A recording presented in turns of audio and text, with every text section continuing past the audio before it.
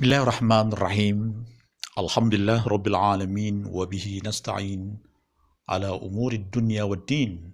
Asyhadu an la ilaha illallah wahdahu la syarikalah wa asyhadu anna sayyidana Muhammadan abduhu wa rasuluhu wa habibuh la nabiyya ba'dah. Allahumma salli wa sallim ala nabiyil mustafa wa ahli baiti.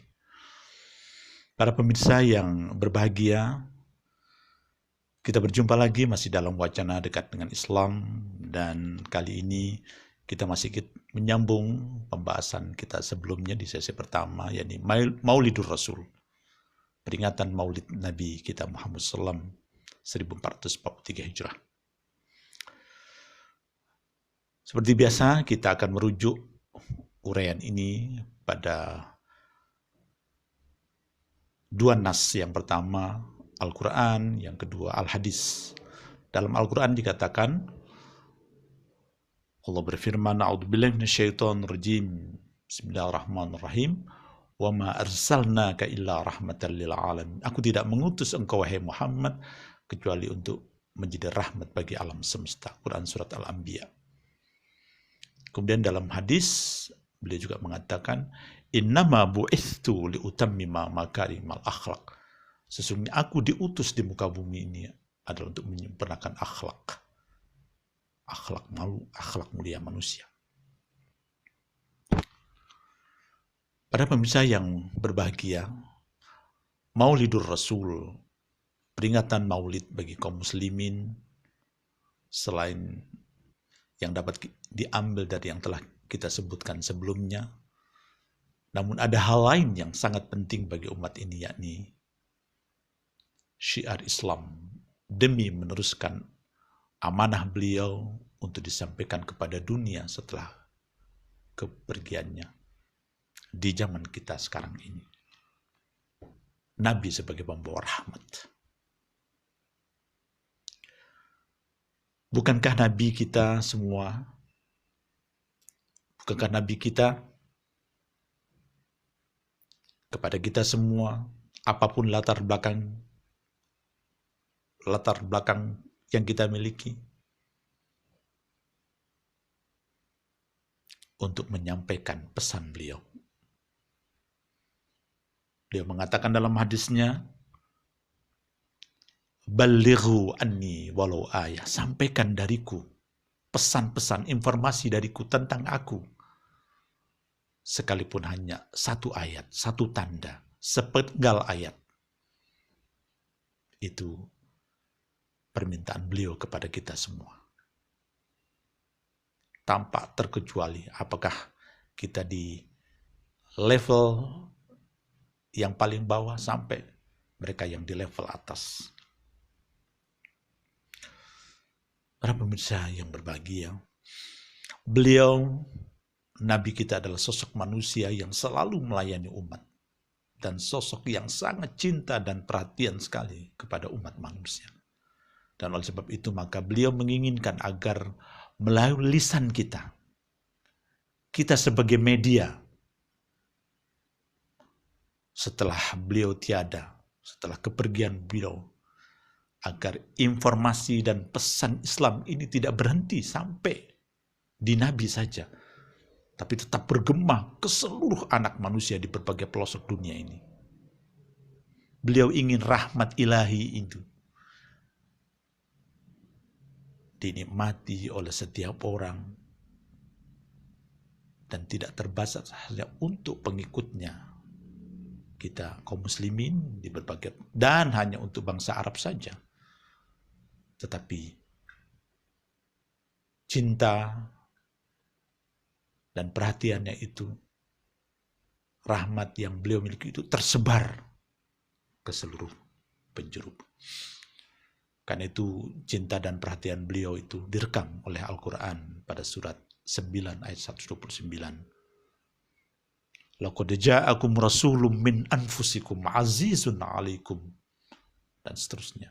Telah datang kepada kalian seorang nabi dari diri kalian sendiri yang sangat mendambakan keimanan dari kalian,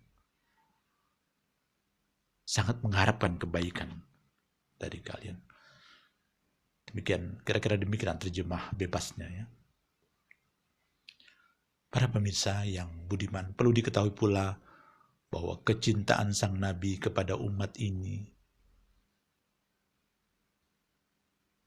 tidak sampai hanya di dunia ini saja, tapi akan terus diteruskan lagi sampai nanti di padang mahsyar.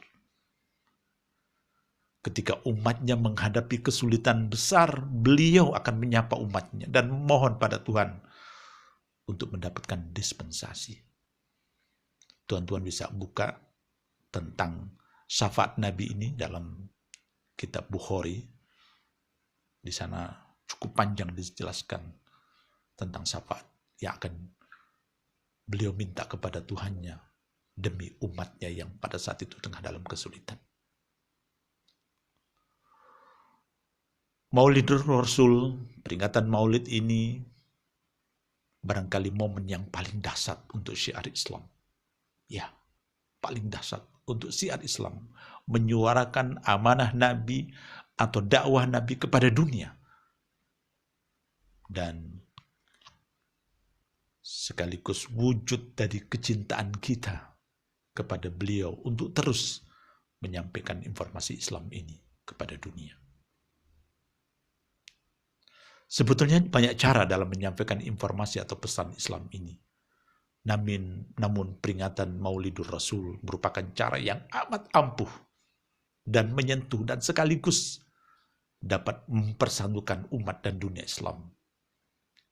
Apalagi bila yang menyelenggarakan acara tersebut di level-level negara-negara di dunia yang notabene mayoritas Muslim, seperti negara Kuwait, Uni Emirat Arab, Saudi Arabia, Malaysia, Turki, Iran, Pakistan, India, Brunei Darussalam, dan negara kita tercinta Indonesia. Mereka menggagas berbagai acara yang ditampilkan dan disuguhkan selama kurang lebih sepekan mungkin. Entah tempatnya di mana, tapi yang paling pas menurut saya mungkin di benua Eropa, atau di benua Amerika, atau benua Australia, atau di Kanada, yang mereka masih belum tersentuh banyak tentang informasi Islam. Sehingga diharapkan pula acara peringatan Maulid ini diliput oleh berbagai media massa.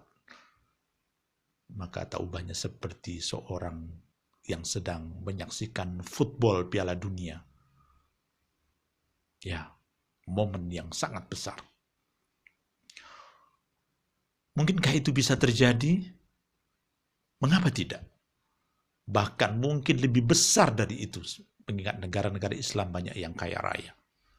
Mereka bisa saja menunjuk EO, event organizer, skala nasional atau dunia untuk menyelenggarakannya.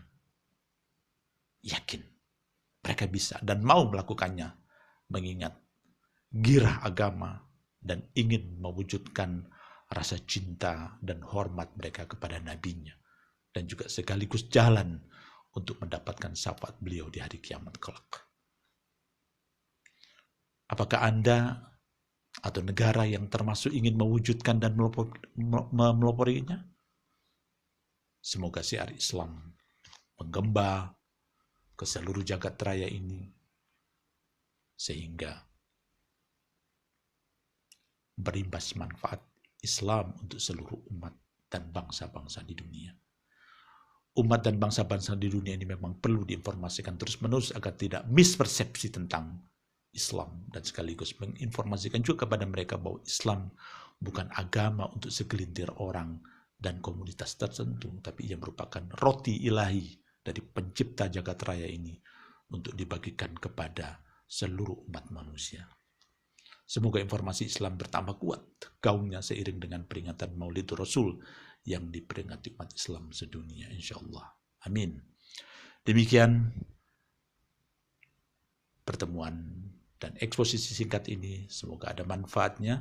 Wabillahi taufiq wal hidayah. Wassalamualaikum warahmatullahi wabarakatuh.